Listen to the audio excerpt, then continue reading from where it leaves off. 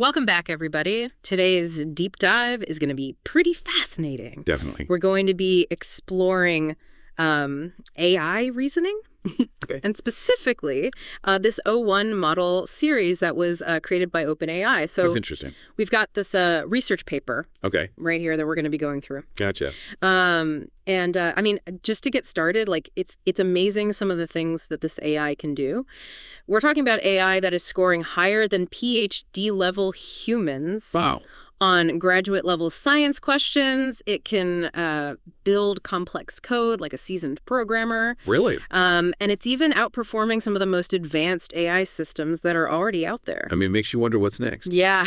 Where's this all going? Yeah, exactly. So to kind of kick things off, Sure. what is the main problem that the O1 model series is trying to solve? So we all hear about these large language models like GPT-3 and GPT-4. Yeah. But what are some of their limitations? So, well, imagine you're asking a question that requires several steps Okay. to get to the answer. So some of those earlier models might struggle to connect those steps logically, Right. or even to correct themselves if they made a mistake Okay. along the way. Oh, yeah. So they could give you an answer, but the reasoning might not be there, or it might be inconsistent. It's like they're giving you the what without the why. Exactly. Right. Yeah. They're just giving you an answer and you're like, well, how did you arrive at that? Yeah, and that's where this O1 model series comes in. Okay. Specifically, they're called O1 Preview, O1 Mini, and O1 Nano. Okay. And so these models are designed to overcome these limitations by integrating something called chain of thought reasoning, Okay. powered by reinforcement learning. Okay, so break that down for us a little bit. What does it mean All right. for an AI to have a chain of thought? So before it gives you an answer, the model will actually generate a series of steps Okay. internally, almost like a thought process, Right. to break down the problem and figure out the solution. So it's thinking before answering. Exactly. Okay. And these steps are represented by something called reasoning tokens. Okay. And they're kind of like internal notes that the model makes for itself Interesting. before giving you the final clear answer. So it's like the AI is showing its work, Yeah. but then erasing all of the scribbles before handing in the test. That's a great analogy. Okay, cool.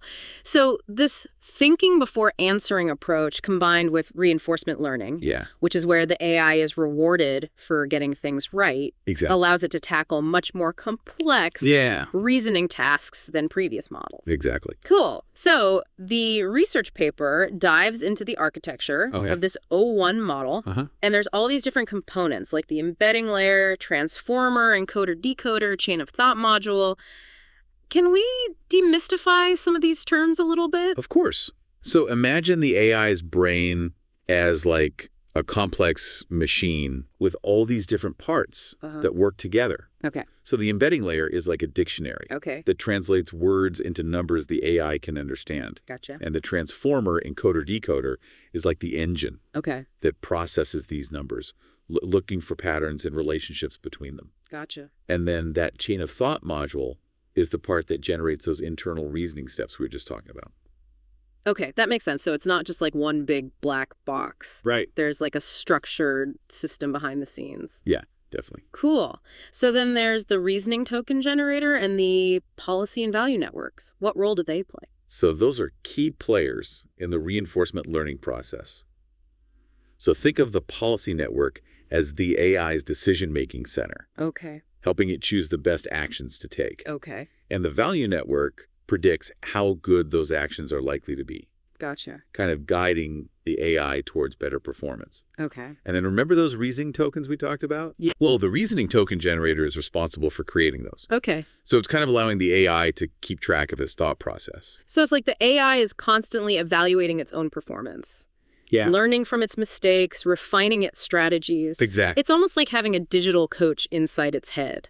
Pretty much. And to top it off, O1 has this expanded context window of 128,000 tokens, Yeah, that's a big one. which is huge It's massive. compared to previous models. Now I'm a little lost on that one. Okay. What is a context window in simpler terms? So imagine your own short-term memory. Okay. You can only hold so much information in your mind at once, right? Yeah. The context window is like the AI's working memory. Okay. So a larger window means it can process and understand longer and more complex inputs, Okay. remembering more of the conversation or the problem it's working on. So it's like giving the AI a bigger mental workspace Exactly. to juggle all those thoughts and ideas. That's incredible. It is. So how does O1 actually learn to do all of this amazing stuff? So O1 actually goes through a rigorous Yeah. 3-stage training process. Okay, lay it on us. What are the 3 stages? Okay, so first, there's pre-training, Okay. where the model devours massive amounts of text and code, Uh-huh. learning the basic rules of language Okay. and how to generate coherent text. It's like sending the AI to school. So it's basically cramming a whole library Exactly. into its digital brain. Yeah. Okay, what's next? Next comes supervised fine-tuning, Okay. where the AI is specifically trained on data sets with human annotated reasoning steps. So it's learning by example. Yes. Seeing how humans break down problems and Yes. come up with solutions. Okay. And the training doesn't stop there. I figured. The final stage is reinforcement learning, Okay. where O1 is put through its paces on complex tasks, Okay. learning to optimize its reasoning strategies based on rewards and penalties. So it's like training for the mental Olympics, Okay. pushing its limits, refining its approach. That's really cool. So we've covered a lot of ground here. We have. From chain of thought reasoning, reasoning tokens, the architecture of this O1 model, Yeah, and then this intense training process. definitely. So it's clear that this is some pretty advanced AI. For sure. But how does all of this translate into real-world results? That's what we'll be going over in the next part of our deep dive. Awesome. We'll explore the impressive benchmarks that O1 has dominated Okay. and see how its adaptive reasoning works in action. I'm excited. Let's take a short break and then jump right back into the fascinating world of O1. Sounds good. All right, so we've explored how this O1 model series works. Uh-huh. But now let's see how all of that translates into problem solving. Okay, cool. So you mentioned benchmarks earlier. Yeah. Can you remind us what those are and how they help us understand O1's capabilities? So benchmarks are basically like standardized tests for AI. Gotcha. They're carefully designed sets of problems that let researchers compare different AI models and see how they perform. So it's like a head-to-head competition Yeah. to see which one can solve the puzzle fastest and most accurately? Exactly. Cool. So the research paper that we're going over today highlights O1's performance Okay. on a whole bunch of different prominent benchmarks, Okay. including math, GSM-8K, competitive programming, Yeah. and even this graduate-level science test called GPQA Diamond. Those sound pretty intense. Yeah, so let's break them down one by one. Okay. What's this math benchmark all about, and how did O1 do? So math is designed to test the AI's ability to solve complex math problems, Okay. often involving multiple steps and logical reasoning. So it's not just like basic arithmetic. No, definitely not. Okay. And the results are pretty impressive. Yeah. O1 Preview, Okay. which is the largest model in the series, Uh-huh. significantly outperformed GPT-4, Wow. demonstrating those advanced mathematical reasoning abilities. It's actually like understanding the concepts and then applying them Exactly. to solve these problems. Uh-huh. That's wild. And even O1 Mini, which is the smaller version of the model, Okay. showed really strong performance, Okay. indicating that even with fewer parameters, Yeah. the core reasoning abilities of O1 are really effective. That's pretty cool that even the smaller version can still perform that well. It is. So GSM-8K, what kind of problems does that one focus on? So GSM-8K stands for a Grade School Math 8K. Okay. And as you can probably guess, Yeah. it tests an AI's ability to solve math word problems that are typically for grade school students. So like what you would see in a textbook or something. Exactly. Okay. And O1 Preview actually achieved state-of-the-art performance on GSM-8K, Wow.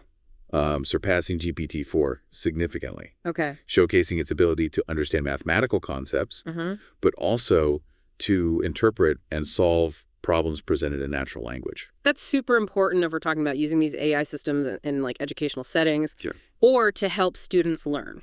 Definitely. Okay, so let's move on to something a little bit more creative. Okay. Competitive programming. Right. Can AI really write code like a human programmer? So both O1 Preview and O1 Mini Okay. were tested in simulated competitive programming contests Oh. where they had to solve coding challenges under time pressure, Just like a human would. just like humans. So they were thrown right into the fire. They were. How did they do? So the results are really impressive. Ugh. O1 Preview achieved an ELO rating, Okay. which is a measure of skill Ah. in competitive gaming, Gotcha. that placed it in the 93rd percentile Wow. of human competitors. Okay, so it's better than 93% Yes. of human competitors? Exactly. That's crazy. It's pretty amazing. That's wild. Yeah, so O1 is capable of writing code that is not just functional, but also efficient and elegant. Wow. Rivaling the skills of experienced human programmers. I mean, it's one thing to solve math problems or understand language, but writing code requires a whole other level of problem-solving ability. For sure. That's really cool. And it opens up all these possibilities for AI assisting with software development. Yeah. Automating those repetitive coding tasks. Yeah. Or even generating novel code solutions that humans might not have even thought of. So cool. Okay. Okay, so now let's talk about this graduate-level science test. Okay. GPQA Diamond. Right. That sounds like a real challenge. It is. For any AI. So GPQA Diamond is designed to assess expertise in graduate-level physics, chemistry, and biology. Wow. Questions. These are those complex questions that require deep understanding of scientific concepts and being able to apply them. So we're not talking about like simple trivia here. No, not at all. This is like PhD level stuff. This is the real deal. Okay. And the results are remarkable. Okay. O1 preview exceeded the accuracy of human PhD experts in answering those questions. No way. Yes. So it's smarter than the humans? In this particular benchmark, yes. That's wild. I know, it was pretty amazing. Are we reaching a point where AI can surpass human expertise in these highly specialized fields? It's definitely a question that a lot of people are asking. Yeah. And the results suggest that AI is capable of acquiring and applying knowledge. Yeah. At a level that we used to think was only for humans. Yeah. But it's important to remember that these systems are still tools. Right. They're designed to augment and enhance our human capabilities. Tools to help us. Exactly. Not replace us. Right. Okay. But it is interesting to think about where it's all going. It's a little scary, honestly. It can be. So speaking of collaboration, this O1 model series has some cool features that allow for even greater interaction and control during that problem-solving process. Tell me more about that. So one thing is managing this 128,000 token context window that we talked about. So remember, that's the AI's working memory. And it's important for users to allocate those tokens effectively. So we need to be strategic about how we present the information to the AI to make sure it has enough memory to process everything. Yeah, exactly. Okay.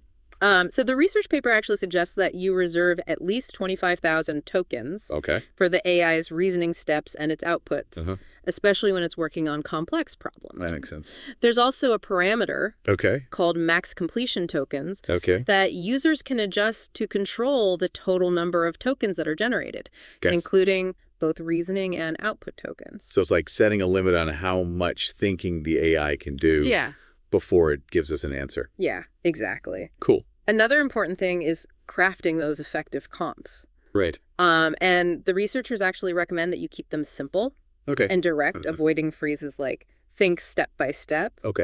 Because O1 already does that. Internally. Don't over-explain. Exactly. Just give it the problem and let it do its thing. Exactly. They also suggest that you use like clear delimiters, like triple quotation marks or section titles to help the AI understand the different parts of the input. Gotcha. So make it clear. So organization is key. Yeah, exactly. That makes sense. So it can focus on that problem-solving task. Right. Okay, so with all of these advancements, O1 is not perfect. It's not. What are some of the limitations? Well, as you can imagine, all of this advanced reasoning comes at a computational cost. Yeah. O1, especially the O1 preview model, requires a lot of computing power. So it needs a lot of juice. It does. So, and training these models effectively requires a ton of data, which can be hard to get and expensive. For sure. And then the complexity of O1's architecture can make it difficult to reproduce and fine-tune for specific applications. So you can't just do this on your laptop at home? Not quite. Okay. These are important considerations as they continue to develop this technology. Yeah, for sure. So it's really exciting what they've done, but there's definitely it's not perfect yet. Some limitations. Yeah. Okay, cool. Well, this deep dive has been incredibly insightful. It has. We've covered so much ground, from how O1 works to the benchmarks to the practical aspects of using it. Exactly. But there's one more crucial aspect that we need to discuss. Okay. The ethical implications of such advanced AI. For sure. That's what we'll explore in the final part of our deep dive. Sounds good. Okay, so we've explored, how O1 works, and we've seen its problem-solving abilities on these crazy benchmarks. Yeah. But now I think it's time to kind of address the elephant in the room. Okay. What are the implications of AI that can reason this well?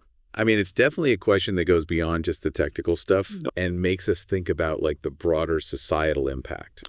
For sure. And the research paper actually does touch on this. Okay. They highlight some potential concerns. Can we unpack those a bit more? Sure. What are some things that we should be thinking about as this technology continues to develop? Well, one key area is the potential for misuse. Okay.